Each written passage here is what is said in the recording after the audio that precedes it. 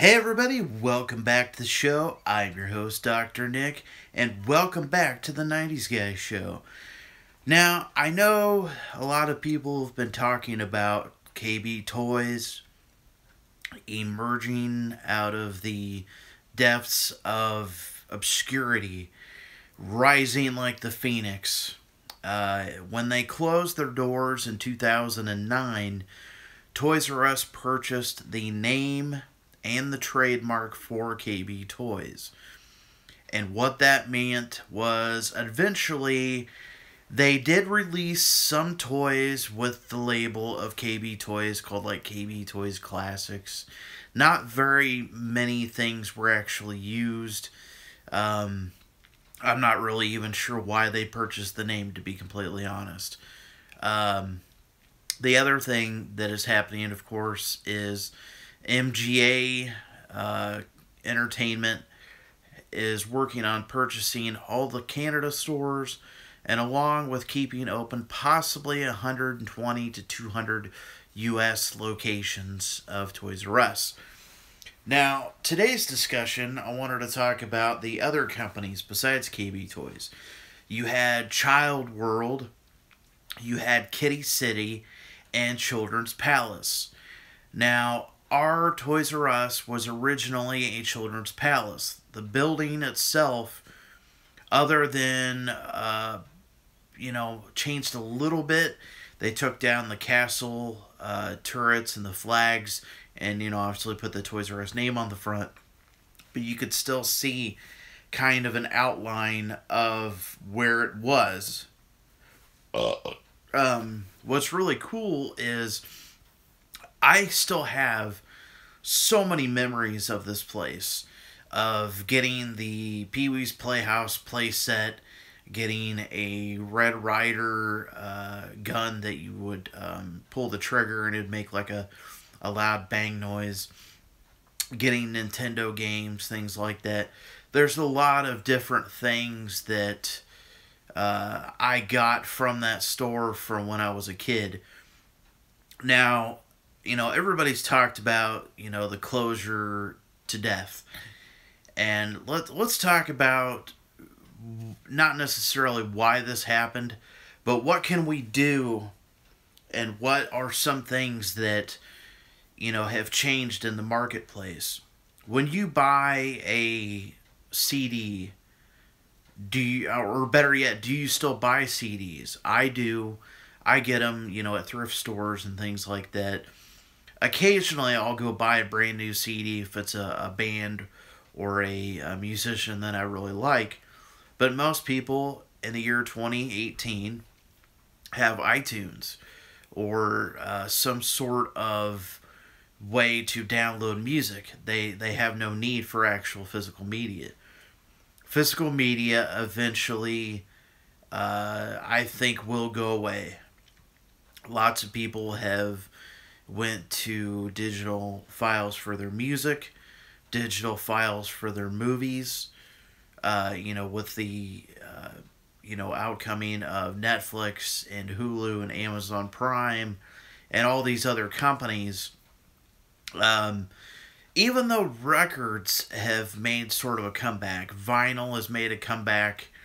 I remember actually purchasing one of my first cassette tapes, and I believe it was at a Camelot Music, which we had a couple of those stores around here, but it was the soundtrack to Top Gun.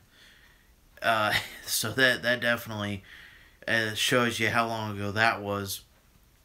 My Toys R Us has already started their liquidation sale of 10% off, which is not a whole lot, to be honest. They actually marked up quite a few items pretty recently. Perfect example, they had a Toys R Us exclusive network spotlight Dean Ambrose, which before the news of the liquidation sale, they were going for clearance at like $15. And then all of a sudden, they're $29.99. I don't know whether they're thinking that because it was a Toys R Us exclusive that people are going to want to suddenly buy these things. I mean, there was like stacks of them. They just weren't selling. We've got one person watching here. Feel free to comment if you'd like. Um, I just wanted to kind of get a discussion going on, just some good memories I've had. And actually, yesterday, I turned 33. March 26, 1985 was the year that I was born. I am a 90's kid through and through. As you can see my Nickelodeon shirt here. I may be 33 now, but I've gotten older. But did I really grow up? Not so much. And that's okay. I'm perfectly okay with that. As you can see here, I've got my wrestling figures, other stuff up here, other stuff in the corner. I mean, this is just a little bit of a view of the whole entire room. Here's a little bit more. Happy birthday. Thanks, man. Here's some more, actually. You can't really see all of it, but... Oh, by the way, I hit 500 subscribers. It's actually at 505 right now. I am very proud of that. I want to thank every single person who has subscribed, who has left a comment, has liked a video. Everybody, I appreciate it so much. I started YouTubing back in, probably 2010. And I wasn't really serious about it until a few years ago. I actually started, doing research for videos and making regular uploads and things like that. My original idea for even having a YouTube channel was basically to, watch videos. That's pretty much all I did. Which I still do. I watch a lot of other people's videos. But being, getting older, a lot of things have changed. A lot of stores have closed. Trends have changed. One thing that has not changed, and that is, my love for anything vintage. A lot of people say that you shouldn't live in the past, but it's a really nice place to visit. I'll tell you that. Sometimes I look back and it may just be nostalgia, vision. But it just seemed like, growing up, especially, in the mid-90s, early mid-90s. Because, like I said, I was born in 85. TV shows were better. Music was better. I think the reason why people who are so nostalgic for their years that they grew up in, to them, it seemed simpler. It seemed more wholesome, less chaotic. Yeah, man. A lot of times, I just like to fire up YouTube or Hulu or whatever and, watch some Nickelodeon shows, like Clarissa Explains It All, Rocco's Modern Life. And it's crazy to think that, a lot of the movies that we grew up with are now, going on 25, 30 years old, anniversaries. The other day, it was the 35th anniversary of the movie The Outsiders. I was getting my hair cut recently, and as you can tell, I still got my long hair, but I was getting it trimmed up. And the girl who was cutting my hair was probably maybe 19 or 20. Very, very nice lady. Oh, yeah. Loved Are You Afraid of... Which they're making an Are You Afraid of the Dark movie, by the way. If you didn't know that. There was a song that came on. They were playing a lot of really good 90s, 80s, early 2000s music. And Sugar Ray came on, and I was listening to it, and I was just kind of jamming out, And she goes, "Oh yeah, I love this station. They play such classic stuff. Uh, a lot of good classic rock and vintage stuff." And I was like, "Vintage? Really? I mean, technically it is now, but truth be told, good lord, that made me feel super old when she said that. But I have to remember that I'm getting up there.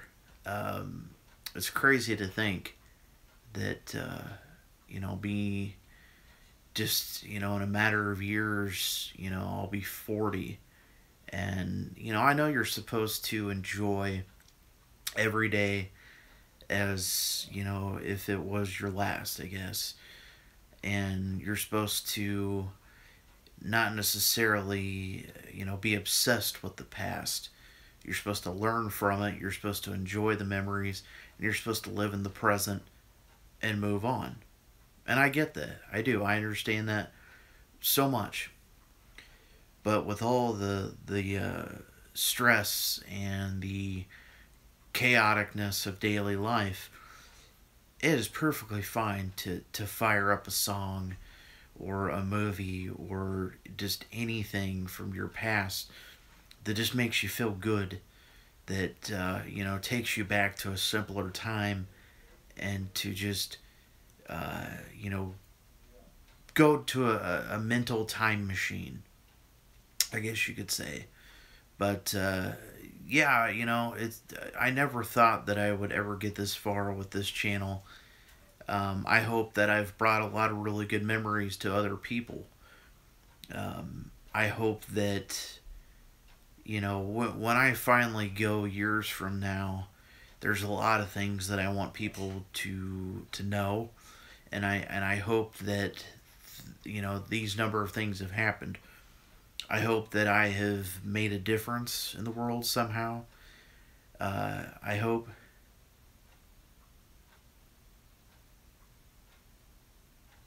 Um, the biggest thing that a lot of people, have always said is, um, it not necessarily money wise, but they say that money can't buy happiness.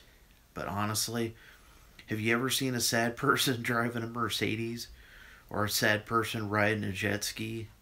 I know I haven't. Um, how long have you been a subscriber to the channel? Has it been a while, or are you a new subscriber? Um, I try to reply to every comment I get. It's difficult. A lot of them don't come through YouTube. I'm not really sure why, but I don't. Where I got the name the '90's guy was a friend of mine who was trying to help me figure out a YouTube channel name, because before I just had Fire Guy 316. It was just something I made up. I was a firefighter at the time, and then 316 was for Stone Cold Steve Austin. Thank you. I appreciate you being a subscriber, and there's lots more to come. Leave comments down below with suggestions with videos that you might like me for me to do. I have no problem doing viewer suggestions. The one thing that unfortunately is going to happen with another brick and mortar store closing is, look how cool this is. Isn't that cool? It's the Target Hall of Fame Ultimate Warrior, made by Mattel. Now, you can look at this on a screen and order it, and it could be shipped to your house, or you can walk into a store and you can actually physically look at it, see if there's any imperfections on it, in the paint, or maybe there happens to be broken the package, and you could see it. Sometimes it's a hassle taking stuff back, through Amazon, eBay, other sites like that. Sometimes it could be a hassle returning things. Like, luckily, I ordered this Randy Orton off of Amazon. Luckily, I haven't had any problems with Amazon, but their policy is usually pretty good. eBay's policy is mostly good as long as you have, you paid through PayPal, which is the only way to pay, or credit card, which, through PayPal as well. Your package is guaranteed. If it's broke, PayPal will honor it. You should do WCW, NWO vid. NWO was the best. Hell yeah, man. NWO. NWO for life.